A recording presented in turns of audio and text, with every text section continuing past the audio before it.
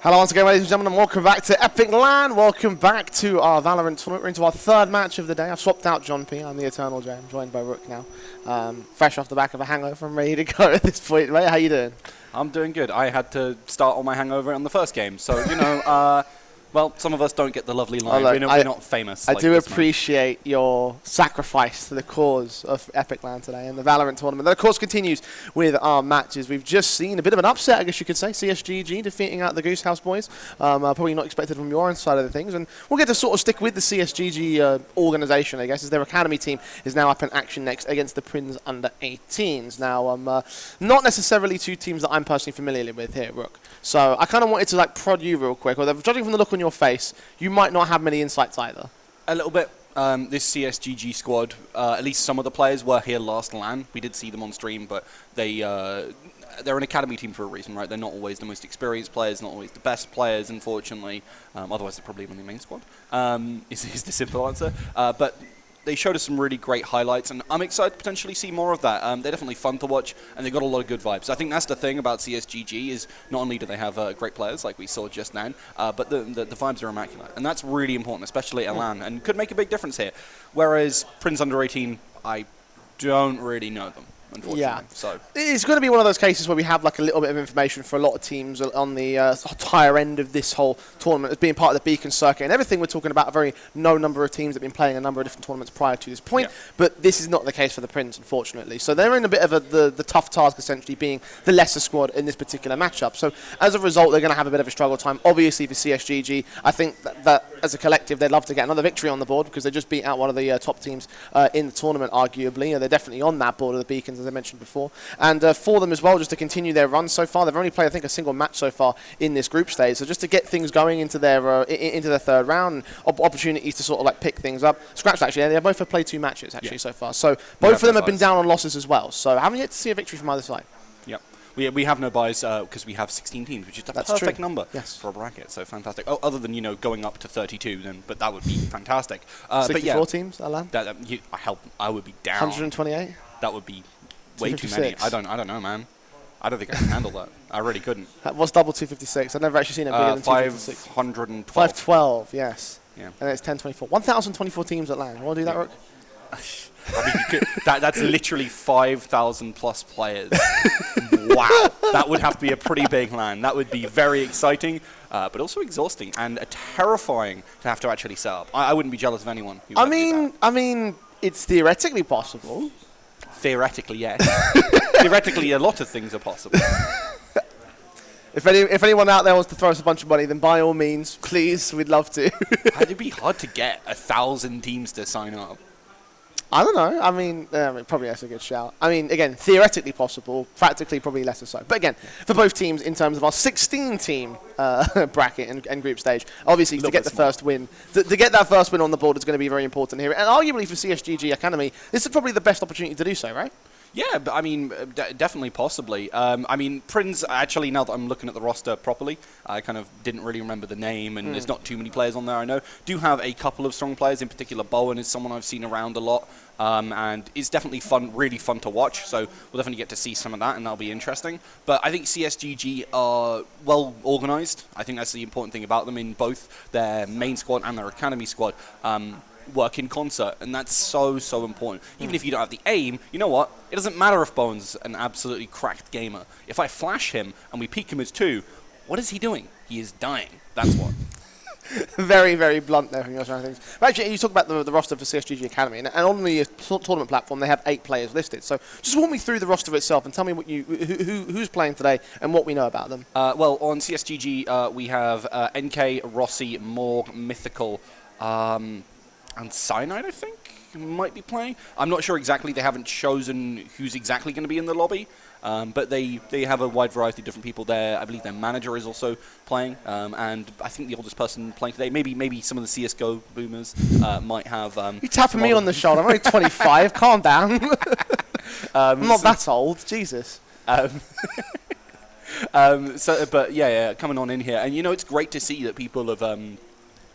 people are just continuing to play at that point. I mean, we were talking about Tabula Rasa earlier, and the guy, their manager, he's old 1.6 vet, who's absolutely lovely fella, in fact. I can't remember his name off the top of my head. But it's great to see he was literally like, I want to bring these guys to LAN because it's just an absolute blast. And I think that's always something you've got to keep in mind, that everybody's just here to have fun at the end of the day. And, well, I think this game will definitely show that. I remember when Valorant first came out and everyone was talking about all the CSGO players and everything like that all coming over. And now it's like we've got our own little scene that's like moved on from all of that side of things. And yeah, there are still little bits here and there, but they're definitely like in the Valorant space and they are committed to this game. So it's nice and encouraging to see between these two sides. And I'm excited to see how well that will sort of develop as a result of this, because we've definitely sort of found a position now where it's very specialised at this point in the game's meta for me.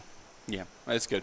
I mean, it's also good to kind of see the fact that you've got these teams kind of bringing up academy talent. For example, obviously CSGG with their academy team is absolutely brilliant. They've been great in kind of powering some of these Welsh squads to a lot of victory. And I'm really happy to see that, honestly, because you don't always get to see that kind of highlight on the younger talent. And with CSGG putting in that effort, it kind of, again, grows our scene more organically rather than, you know, just importing players, like always happens at the start of a new game, right? You're always going to have to grab talent from somewhere, but having it homegrown is nice, you know? It always tastes better when you make it yourself. Yeah, it's definitely been a case that at the start, again, there were so many people that I knew coming over from other titles, and now here they stand, and they're actually, you know, respectable, and very few people actually recognise from the old Counter-Strike space. So I'm excited to see how that will work out as a result here in this particular tournament, and how things will work out for these guys overall. In terms of the match itself, and obviously with the intricacies involved for CSGG, you can imagine they're going to be the more organised squad of these two, right? Mm-hmm. Yeah, no, for sure. I mean, the other squad is a mix. Prins under 18, I believe. I mean, they could come up and tell me I'm wrong, but I'm pretty sure they're a mix. I'm excited to see them, though. As I said, I've seen Bowen before. Really fun player to watch. And Thorns, I think I've seen a couple of times as well, and has definitely put up some good performances. But obviously, how they're going to match up against CSGG, I have minimal idea, because I haven't seen them work in concert yet. Yeah, again, it's just sort of like we have an idea as what we should expect. We don't actually know exactly what's going on in terms of the actual teams themselves. And speaking of what's going on, we're still trying to figure out what's going on in terms of the vetoes, in terms of the players organised. We can see them mostly all in the lobby, so we're just waiting for them to sort of shuffle into their particular rosters and find out, you know, what the veto is going to be. We're just waiting on that to come through as a result of this one. I know that obviously it might be a bit of a difficult question to ask at this particular point, but I was sort of wanting to sort of prod you about like particular maps for CSGG, or if there's anything that they should be looking at to try and punish a mixed team, for example. I think obviously the more complicated maps, I think Split is always a really great one to go to. We actually saw Breeze in the previous game, which was a surprise. Both teams not being mixers, very importantly here, that's the thing to keep in mind, and therefore opted into it. But I think generally just like not Ascent and not Icebox. Anything else, perfectly fine. The rest of the maps in this game require a lot of coordination to play properly, and the difference between if you're playing it with proper coordination and without is so massive. I mean, look, for example, at Fracture, right? When you split across that side, defense becomes impossible if you are not coordinated, and the attack becomes insurmountable if you are coordinated. And then you look over other things, Split, we talked about just a second ago, so many different strats that you can apply, and if you've got something prepped, it can be absolutely fantastic. Oh, I'm ashamed that don't get to see Icebox. I love that map. So. Well, we might still see it, but... Well, look, we are getting the veto coming through now, so we can actually give you a live breakdown of what's going on at this moment. Over on the 18 side, they just removed Fracture. So you mentioned not going towards those complicated maps for their own part of things, so that makes sense on that particular side of things. You mentioned that map as being one of the ones they want to avoid, so that's what they'll do. Yeah, I don't blame them for not going to Fracture. I think that could be a real problem. It really depends, though, if CSGG have actually cracked Fracture. That's the other part of it, right? Like, what have the CSGG Academy team actually put time into? Because that's going to be the most important thing, because you just want to use whatever you've got the most time on. It's simply put. Well, Breeze will not be one of those maps, because that's taken out second in the pool itself, so clearly not one that they want to go for. Haven removed next by the Prins under 18. So right now we are sort of like starting to get a decent inkling of what's going on. Haven was one of the maps I think you mentioned as being one to watch out for, right? Yeah, I think it definitely could be could have been a really interesting one with kind of playing around, but also gives chances for kind of more puggy teams to get away, because there are some really dirty and very simple pushes on that map. As Bind is taken away, and again a map that requires really great communication to work effectively, so not surprise there. There goes Split. And we are heading towards Icebox or Ascent, pretty much. Like, so basically, surprise. Basically my two favourite maps in this one. And it's going to be Ascent, so not even my top one favourite map. It's all about the Ascent side of things. So, yeah, I mean, it does feel like it possibly could work out to the favour of Prins, right? Like, standardized stuff. Definitely one of the older maps in the pool, not one of the newer ones where you're trying to figure things out. Like, they definitely have the set piece strategies. You understand what's going on in that sense, right? Yeah, I think especially because you're playing as a ranked all the time. It's a fan favorite map. You're always going to have some strats on it. And as a mix, you think, what maps do we want to prac for? Like, we have like, we got here last night. What have we been playing since then? Probably Ascent, probably Icebox. And I think Ascent as well, if you have players who understand the game flow well, like I believe at the very least Prins under 18 do, you can get by just making really good calls. But it obviously depends on what the comms are like. Mixes can be very hit or miss on the actual communications between the players. So we'll see how that one goes. Yeah, a lot to discover in this particular matchup. Again, it can be quite unpredictable. And with the best of one environment as well, like something I think was remiss to mention about the Goose House matchup, for example, is the fact that there is no recovery point. If you make too many mistakes in that sort of a game, then you're going to get punished and you're going to lose the match outright. And as a result, it makes best of ones extremely unpredictable and not particularly not like, I don't think an accurate representation is the right word for it, but like, it isn't this kind of thing that you would sort of base an entire team's performance on just that one map. So as a result, it becomes a little bit more difficult for both sides because who's woken up on the right side of the bed could be a completely game-changing factor here. Yeah, I think you're absolutely right, and I think sleep is definitely something important on LAN. I think you're right as well. There are many people who don't get much of it, so yeah, absolutely. I mean, talking about that previous matchup, I think we go to a different map, and that's an entirely different game. I think TGH, I'm surprised they went to Breeze. Maybe they've put a lot of prac in it recently, but it's not a map particularly like for them. I think obviously Marky is brilliant on the Neon, but he's brilliant on a lot of things, so you definitely could see a lot more from them. But I also think they definitely didn't want to go to something more standard like Ascent. So yeah, well, we're about ready to jump into our matchup now. It's Ascent that will be the map play between these two squads. Rook, let's take a look at the picks here, the character picks. Who are we looking at to as standardized stuff in this one? Pretty much KO, and then probably Killjoy, Chamber, and probably Omen over any other, but if you're an Astra player like Thorns might be, I can't remember, don't remember seeing him play Astra before, but certainly might be. I think that's a pretty effective pick. But one thing we were talking about in that first game of the day is just how effective Fade can be. She's so darn good at giving you so much information, and backed up with KO, I mean, that's one hell of a combo for the initiators to really shut down so darn much. We have got our final picks rolling in for this one, and over on the CSGG side, seems like very standard stuff over on their camp of things. We have got KOs over on the defensive side, over on the Prins camp, so you know, a couple of bits and pieces here and there that could be explored in that sort of sense, but none of that real one-bar combo stuff you were mentioning a moment ago. No, certainly not. But I mean, they've still got access to a lot of different tools, and I'm glad that CSGG have actually picked up that Killjoy. We saw them. We saw a lot of teams really liking, obviously, using that ultimate to get easy and quick, takes or retakes, which I think is very, very important here. When you're unsure about exactly what your opponents are going to do, if you play to a good strategy, it really doesn't matter quite how good your opponents are at defending if, well, they're locked down. All right, well, our final ones have locked in at this stage, so we're about ready to jump into this matchup between Prins under 18 and CSGG Academy. I imagine you probably, I would push you for prediction, but I imagine you're probably going to be towards the CSGG side on the basis that they are a definitive team, and Prins have yet to prove themselves at this moment. But both teams are also winless so far in this tournament, so I'm going to throw a little bit of a spanner into the works and sort of give Prins the benefit of the doubt, but I do believe that CSGG are walking into this match as the heavy favourites. I think they might be the favourites, but, you know, I believe in my boy Bowen from the uni scene. I believe in him, and Thorns has been a really fun player to watch, and I'm interested to see how it goes. I think, honestly, after the pick phase, I favour Prins even more because I think that's just how good the Fade is. I think if you're not running Fade at the current moment, in certain maps, you're not really playing how it should be because Fade is just so strong, so effective, so brilliant at getting you information. Alright, well, let's jump into it here. Pistols coming to play for the first round of our matchup. Here we go. CSGG, of course, will be on the attacking side, and Prins and the defensive line. Standard pistols to be brought into the table, and looks like initially defaults are going to lean in towards that B site. Spike is out there to that position, so it could get committed very early on into this, but they also have the chance to split in from the mid control, so let's see where it goes here for CSGG. Very little defensive will be given to the initial start of things. However, Square does seem like he wants to push the issue initially. Mythical might take the challenge, but nothing spotted out in this one. A lot of cursory utility in the early part of this game to try and get some of that info, and also denying that push out would be a pretty standard setup here, as it's a pretty quiet start. Normally we see rushes from these pistol rounds, but CSGG, they want nothing of the sort. Push forward initially. Mythical. Nice set into that mid-control. Very passive stuff from CSGG, and they will back away on the Prins side as Rossi and co start prodding towards the split to the B side. Square turned away at the worst possible time now and has to re-peek.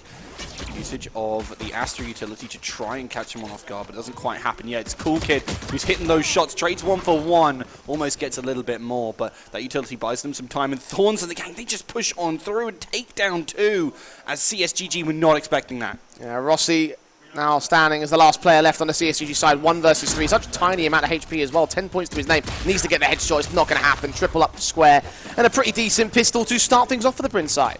Yeah, honestly, really well played by Prins to get that cut through mid, take down 2 of those players, and really kind of steamroll the round from there. And obviously a great way to set yourselves up in terms of the econ. Obviously picking up this pistol round is so darn important, and I think Prins themselves are going to be really happy because as a team, they love to be spraying down, they want to be more puggy, they want to get more aggressive, and now with the weapon advantage, they can really push that one. And it really did push the issue there on the CSGG side. Caught out off guard towards that mid play, and obviously the flanks that came involved there for the defensive line, around the smokes they played, and into the pistol they'll get. So standard investments coming in across the rifles and the SMGs that will be in play here for the defensive line. Ares in the hands of Cool Kid here, who could be doing the classic spray through the wall. You could still do it with this agent. It doesn't have to be the Sova here, and Cool Kid just sprays on through anyway. Doesn't actually tag anyone up. Oh, Bowen wins out the duel because of that weapon advantage, and that's exactly what I was saying Prins under 18s wanted to do. And now CSGG Academy, they're kind of stuck right now.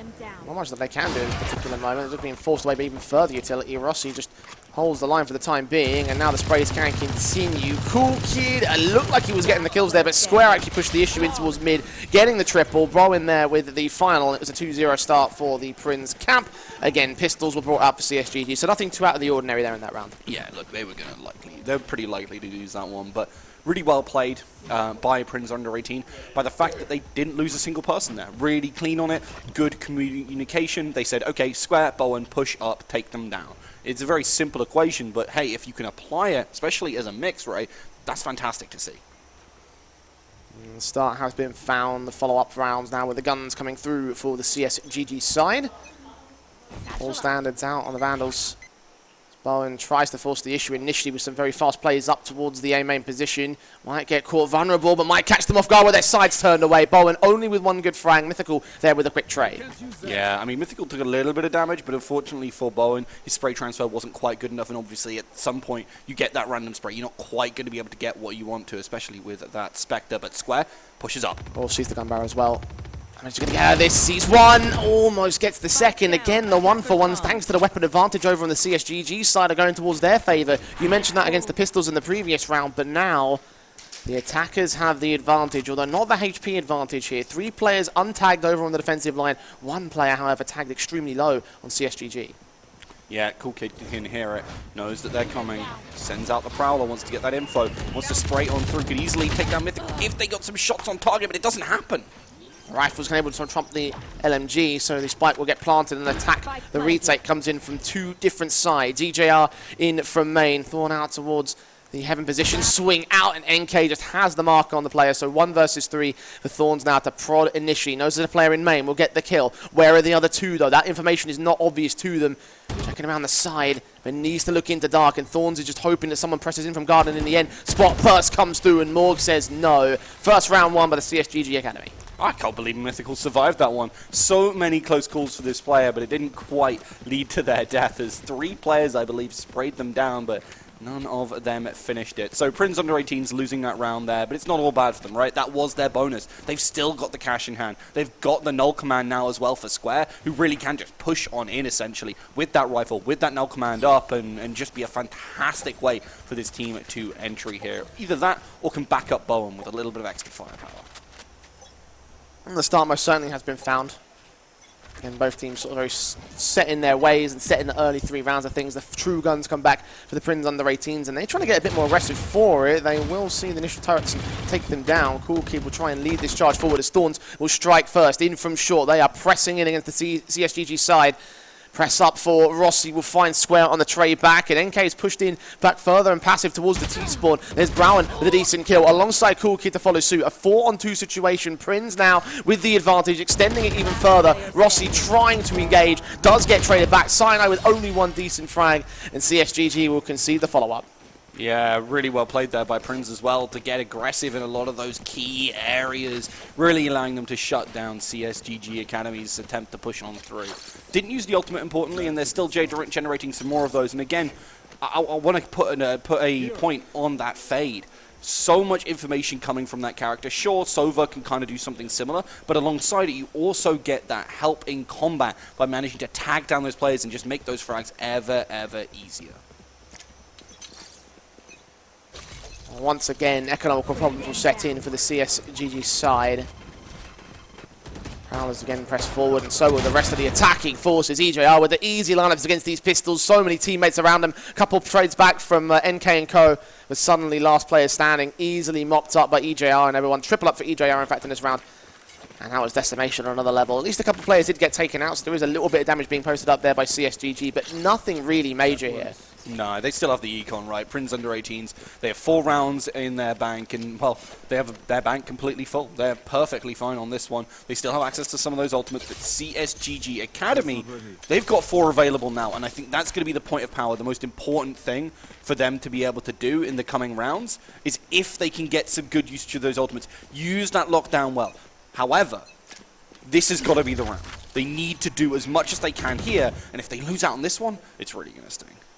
And once again, the press forward. There's the continuous aggression from Prins will keep going forward. You mentioned how they like to play us in that kind of style. Suppression might keep them suppressed or push back initially. Browen will get caught off. EJR now to try and hold back as the lockdown tries to come through. Cool Kid might get forced away to the back corner of the site as a result of this. There's one safe area, and that'll be the only defensive they'll really have. They'll all get pushed out. EJR forced back by Mythical. Kill found. Thorns forced to trade. Square trying to get involved as Cool Kid holds to the back, calls, and there's Square with a decent kill. Cool Kid caught off guard though with the Prowler in hand. 2 trades come back for CSGG, leaving it all on Square now. See Cyanide and the arrows being sent over from the main entrance. Plant can be secured, but now they've reduced it to 2 individuals on the attacking forces. Square trying to pop flash his way in, got the knives out as well, trying to catch off information, one of which will be suppressed in the front corner of the site, but the flank is also in from the Omen. Rossi wrapped in upon Square with the triple, and now hunting for the last. NK back up again, now being spotted. Square needs to find the right angle and the headshot at the right time, and that's exactly what he'll do. The 1v3 clutch for the Quadra, for the 5th for the Prins. So darn big for Prins. Not only did they obviously win the round where they kind of started off really badly,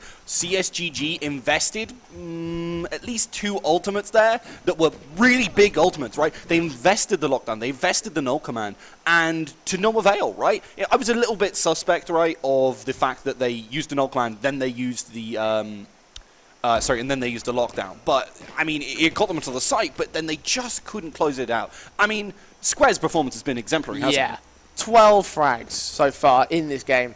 Only 6 rounds deep. That's an average of 2 kills per round. It's good. More than good, it's amazing.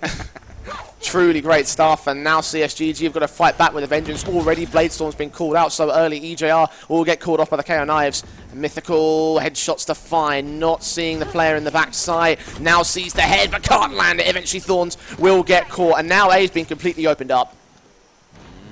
Square, key player for this squad, starting to move on forward. Cracks open that door, has his flash ready, but might want to reload before he gets to any of that. Almost gets caught there by Mythical, who's looking for more. Square finds the trade back to a 4-on-4. They almost line up for more, but the spray is just not there for him. Mythical now caught back again. Sprays 2 against Bowen. Gets that one trade. Responses are so quick. A 3-on-2 for Prins once again, but utility caught in hand. 1 will go down. Cool Kid trades. It's all left to Cyanide. Pushed so far away from the site that the defuse can come through, and there should be nothing you can really do about this. Just too far. Not tentative, or too tentative, I should say. Not really proactive enough to try and push the issue. And even then, probably would have been suppressed even further. Killed off in the trade for the next round for the Prins side. It's not looking good for the Academy boys.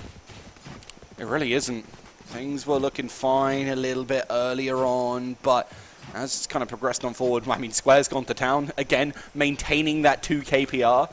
Absolutely fantastic on him. Uses that ultimate again. I think it's the 2nd time he's used it so far this game in 7 rounds. And, I mean, honestly, he's piling on towards more as we speak. EJR, Bowen, Thorns, Cool Kid all have those ultimates available, and they have all the econ to boot. Prins under 18s are in such a comfortable position right now. They really are in control. We're going to press forward again for Bowen, this time towards the A main position. Rossi seen, reactions a little bit late to the party.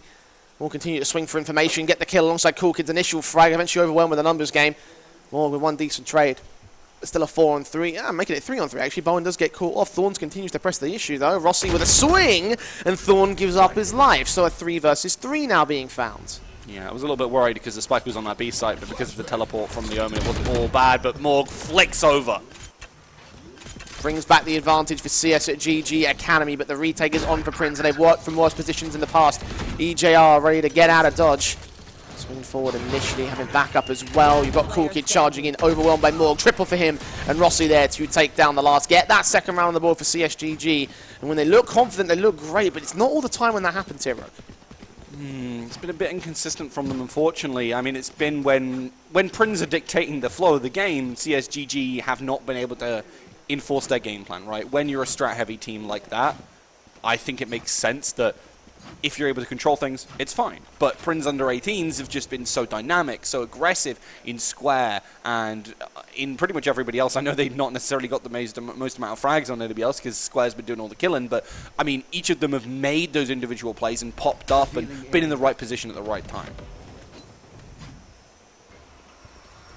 4 rounds separate these two squads. Prins a bit more passive on their basis here. They've loved to charge up to the main and mid positions, but only initially prodding from one individual. That's about it. Got a lot of ultis that they can use on the defensive as well, so they've got plenty of potential in this matchup. Ticking around, especially CSGG working off the back foot. Now starting to move forward with very little to gain.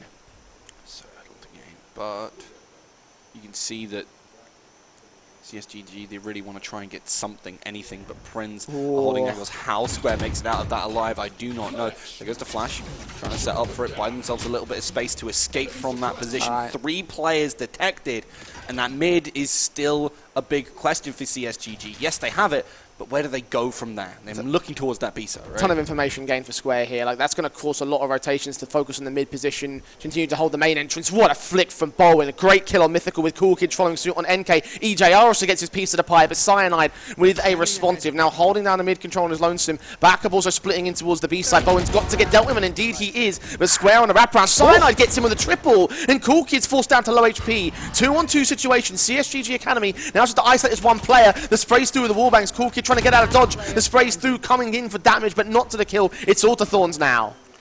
Yeah, Thorns has all that health, has 1 star available to them, and has that ultimate as well. Setting up for a retake here, 1 versus 2. Slow walks, Rossi. Putting up cover. Smokes in.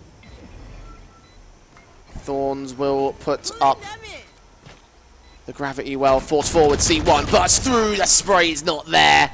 And the end result is another round for the CSGG Academy. Thorn slowed things down. A quadra in this round for Cyanide, and he was the difference maker. Flanking, or dealing with the flank player, dealing with the player in at market, and just ultimately dominating the mid control to regain control from CSGG when they were pretty much outfranked in that particular round.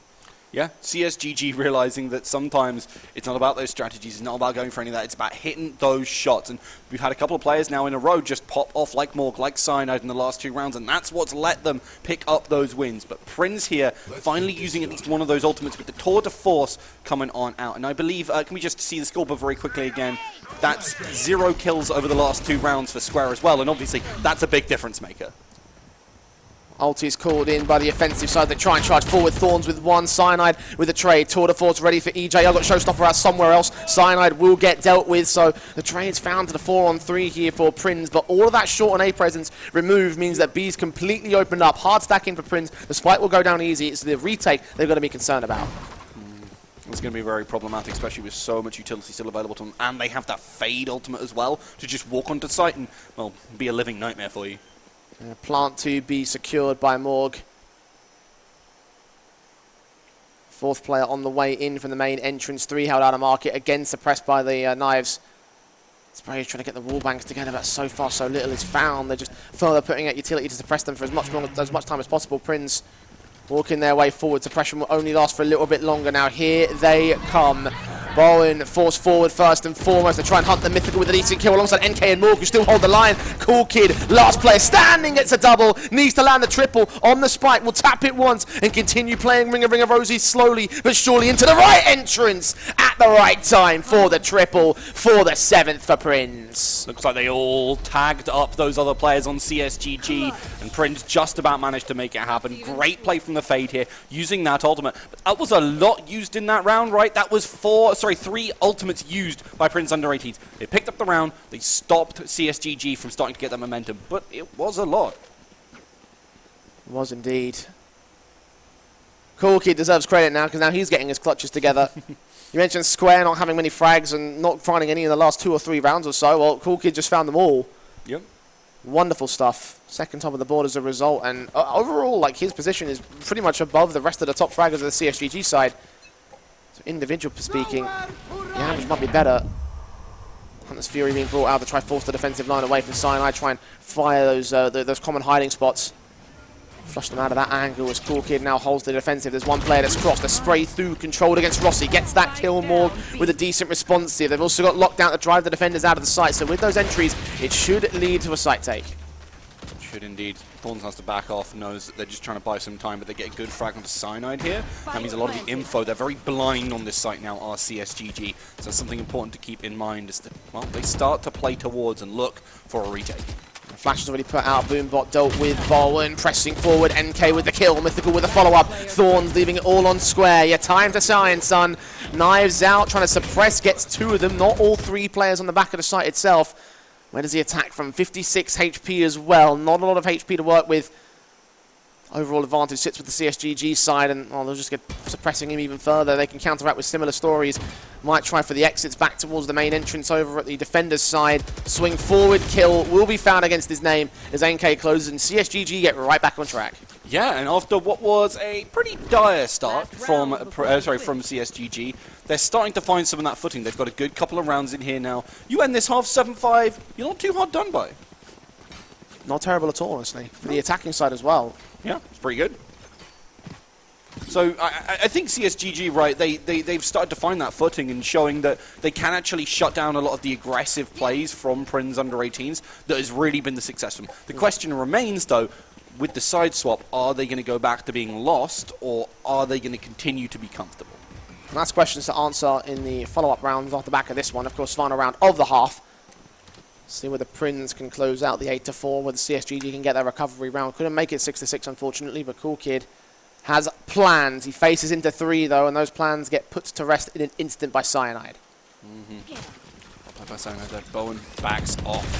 Does not want to get caught out by some of this as they spray and pray through that one, but Mythical is far too on the money, and as much as Square gets that frag, there's only so much you can do with such inferior weapon. NK and Cyanide with the crossfire lock towards the rotation entry. Strip off Cyanide in that round. A 5th to the board of CSGG Academy. So indeed they do close out 7-5 down. As the Prins will now move to the attacking forces. You mentioned the big discussion point. Will CSGG continue to have that proactivity in the defensive half of things? Because we saw a lot of success for Prins came from the fact that they just aggressed quite a lot over the course of their defensive line, pushing up through both sides of main, occasionally flanking in from middle. I wonder if CSGG are going to bring similar tactics to the table here.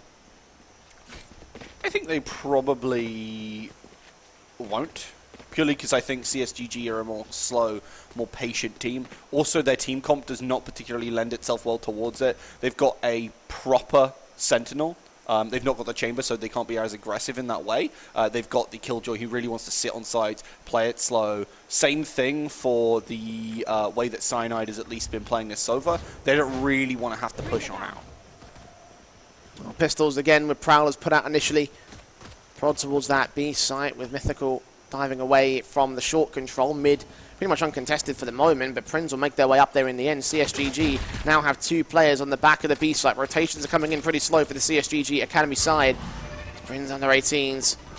Now look to force forward. Square flashing in towards Spawn. Cool Kid draws first blood in the half. Cyanide with a decent trade to the back calls. Has no idea where they're all coming from, and eventually will get put down by EJR. Square tapping forward as the plant will come through. 4 on 3 here. The retake favours the attackers. Rossi aware that there could be a player up here, was ready with the paranoia. Good shot to come in, takes down Square, but takes some damage for good measure. Mythical tries to peek around, but there's a player waiting, and they actually take down Cool Kid. Straight wallbang as well. Rossi gets EJR. Now it's all left to Thorns. Other side of the site will be suppressed. Looking around for the headshots. Does get Rossi. Flick back or Morg doing as much as he can. But the diffuser's coming in for Mythical. Swing back. Needs the kill. He'll find it, but he will not get the round. Mythical's alive with plenty of time to bring up number 6 for CSGG Academy. And what was a very awkward start for our favourites in this matchup, but started to come together for them in the second half. Yeah, really well played here by CSGG Academy, playing to their outs, knowing that, hey, we can force him to come to us right now. Morg wanted to set up that flash. Obviously, it was kind of pushed on, but with the refrag there, Mythical makes the right call and shuts that one down. Now with that Marshall in hand, definitely can shut down some of these longer angles and looking to take a little bit more mid-control than we saw from Prins on their defensive side when they weren't pushing up aggressively. Yeah, both teams investing heavy into this round. Spectres out on, I think, about 8 or so players there. Of course, you mentioned the Marshall being the main sniper to hold out that mid-control, but for the most part, Prins are pressing towards A. Yeah, indeed. They're looking for a chance to strike onto that one if they can get the util in the right spot. You can see already that the smokes have gone on through, and that's prompting a quick rotate to come on in. Plant likely going to go down relatively soon, but the retake, that's where all the action's going to be at. Spike down immediately. Bowen waiting in the dark control. Rossi will get the kill onto Thorn. Start things off on the right foot. EJR holding back at the front corner. The defensive line just keeps themselves held here. Cool Kid sees the sprays, does some dink damage. More get paranoid out of vision. NK with a decent kill. Cool Kid, however, combines with Square with a decent double up. Cyanide trades back alongside Rossi. Left all towards Bowen in dark. Kill found. Diffuse on the spike. Also being held here. He's got a swing. Knows that they play up high. Gets his frag back. Rossi holds it. The sprays wrap the corner. The knives are pulled out, and Rossi will just about get the kill. Overzealous from Bowen. Panics quite heavily with plenty of time on the clock. Should have played it a little bit slower for my money. And as a result, CSGG will even up the scoreline. Thing is, he was worried that Rossi was doing what I thought Rossi was going to do. Completely just hard-sticking, right, in that situation. Had he hard-stuck, it would have been a kill. It would have been a chance with Bowen. So I understand why he was flustered in the situation, but Rossi steps back, understands the bigger picture, and plays it really well. CSGG, again, a team who understand exactly what's kind of making the game tick, at least in situations like this. Keep your head down. Yeah, again, they were favourites for a good reason, and right now they're proving it here. Pistols pulled out on the Prins under 18 side. Well, we were a spike plant in the previous round, but ultimately you just got to think about the state of the economy in general. Shock darts put out towards that B main position. It's careful and quiet. Very passive from CSGG as well. CSGG not wanting to really kick the hornet's nest. They know if they make a mistake, Prins will pounce on it. So just don't give them a chance. It's a simple answer. I mean, it's not easily said as done. Obviously, you need to try and get some of that info, but they're at least making sure they make no mistakes at the moment, and that's important. A little over a minute on the clock. Morg might get forced back. Has flashbangs to go out towards the short position. Indeed, we'll get the kills alongside Mythical. Double up for Mythical's part. Rossi gets the kill on Bowen. And it's all left to Cool Kid in the 1 versus 5. Pistols pulled out, so again, standard stuff coming in against the anti-ecos. Oh, one good kill for Cool Kid. Does get away with a little bit of murder against Morg. Sends him to the morgue, if you will. And again, something in a consolation prize for Prins, but nothing too major here. 8-7. Now CSGG have the lead for, I believe, the first time in this matchup here, Ro. Yeah, absolutely. I mean, it's a massive change to what we saw in that first round and a half, at least initially. And I'm honestly really impressed with them. Again, CSGG showing that I was worried a little bit about them, whether they were able to convert over to the defensive side, and they have done so with aplomb. It looks a little bit like Prins under 18s are a little bit more lost. They don't quite have the same fragging power, and over the last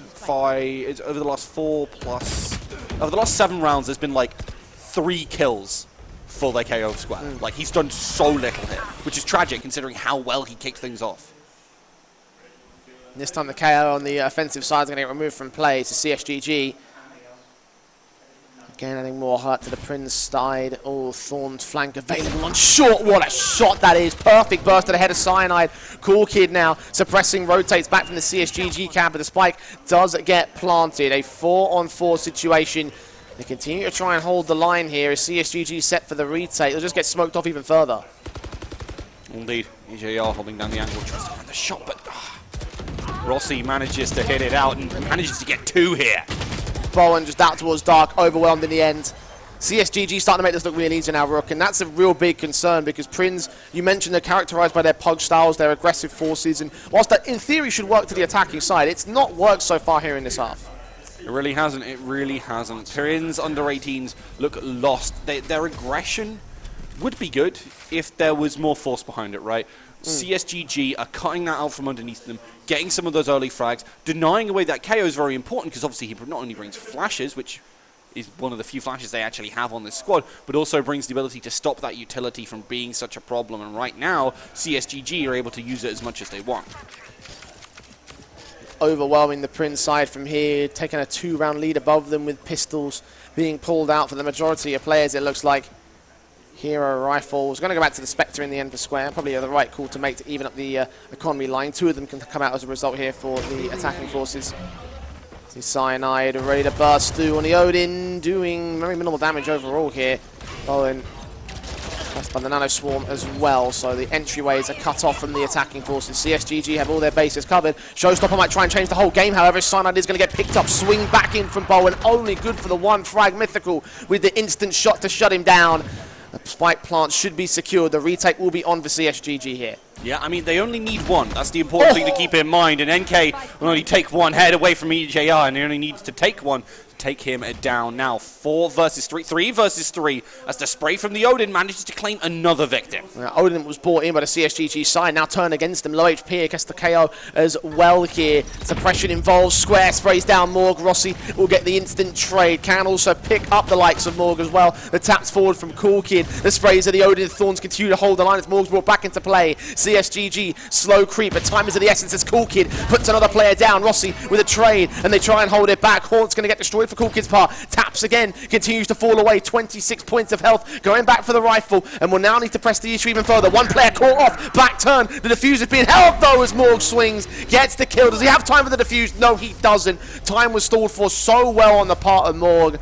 Had he had an extra second, that would have worked out for them, but Prins will get their first attacking round. Yeah, even if he stuck there, so he wasn't picking up the win there, and I think that was the call that was made. And Prins finally stopping that momentum on this defensive side of CSGG is such a sigh of relief for them. They were like, oh no, they're really starting to run train on us. They're really starting to understand what makes us tick. But you shift things up a little bit. They find a good round. They've got 3 ultimates available to them now, and they have a full set of rifles. Prins under 18 are on a chance to mount a comeback of a comeback and finally put themselves back in the driving seat and lock this one out as quickly as they possibly can, as that ultimate was big and finds them 2 quick frags. Square and EJR caught Cosmic Divine, going to try and siphon off the entryways for the rest of the defensive side. Prins will receive fire through them, Bowen in particular getting picked up. They do have access to the B site, so they should get this spike plant. Rossi is creeping around against them though. Might find a flank position, giving away 0 info. And as it fades, he'll see them, but he will only get the 1 frag. Thorn so quick to counteract and recognize what was really going on. CSGG back on the back foot, trying to press the issue, trying to make their way back into the retake. Morg, suppressed by the stars, will continue to try and flash his way into the site as Cyanide swings. Sees one in the back. Morg's going to get caught by EJR. It's a 1 versus 3 that Cyanide just cannot hold on to. Only 1 frag for the man as we go 9-all. No 1v3 this time for Cyanide as Prins under 18s. Starting to find that footing and really starting to slug right on back to CSGG Academy right now. Really wanting to go toe-to-toe with them as both teams showing a good performance, honestly. We've seen highlights from both squads. We've seen lowlights, but, you know, that just happens. And it's not only the individual plays, right? We harken back to the first half, right? Square's coordination with the rest of their team was fantastic. CSGG and how they're playing around the map is absolutely brilliant. It shows that there's a lot of understanding, even at the a lot of understanding at this level of Valorant at the lab.